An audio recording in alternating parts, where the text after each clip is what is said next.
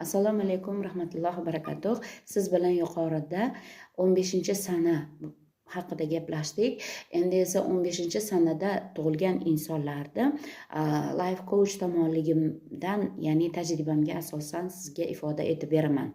Bu nihoyatda tanish energetika. Qarangki, har bir insonga energiya beriladi va biz buni iste'dod sifatida, qobiliyat sifatida, talant sifatida o'z fe'l-atvorlarimiz, tabiatimiz orqali yer olamiga taqdim etamiz. Bu joyda siz agar o'zingizga aniq dasturni, bu tug'ilgan kuningiz sizni dasturingiz, ong sistemangiz. Bu Alloh tomonidan berilgan energetika manfiy va musbatda beriladi. Bizning bitta yagona missiyamiz musbatda kelayotgan har bir energetikani manfiyda kelayotganini musbatga aylantirish. Qarangki, hayotiy tajribamga ko'ra bu insonlarda magnetizm kuchli ekan. Rostdan ham, masalan, jiyanim haqiqatan ham 15-da tug'ilgan. Bu unda magnetizm kuchli, rostdan ham boshqacha yaxshi ko'rganmiz.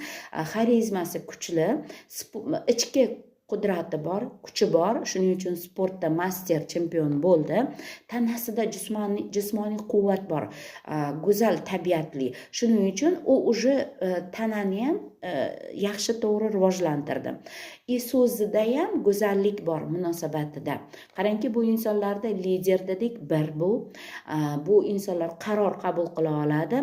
Bu insonlar 5, ya'ni 15 bu yulduz. Xuddi misoli Zahro yulduzlari. Qop-qorong'ulikda ham ular nima deydi? Misoli, masalan, karvonboshi. Tushuntira oldimmi? Endi qarangki, xarizma kuchli, san'at odami bo'lishi ham mumkin. Davlatda eng nufuzli joylarda o'tirishi ham mumkin. Allohga beadad shukr, hozirgi kunda haqiqatdan ham shu joyda ketyapti. Значит, bu inson o'zidagi plus energetikada ketyapti. Endi minus energetikadagi yana bir yaqin insonim bor. O'zidagi xarizma bu uchun omad olib keldi. O'zidagi masalan minus joyda o'zidagi magnetizm dan foydalanib, bu insonlarga odam qanday bo'lishidan qat'iy nazar magneti kuchli bo'lganligi uchun yopishib qoladi-da, va u insonlar o'zidagi bu xususiyatdan foydalanib boshqa insonlarni manipulyatsiya qiladi.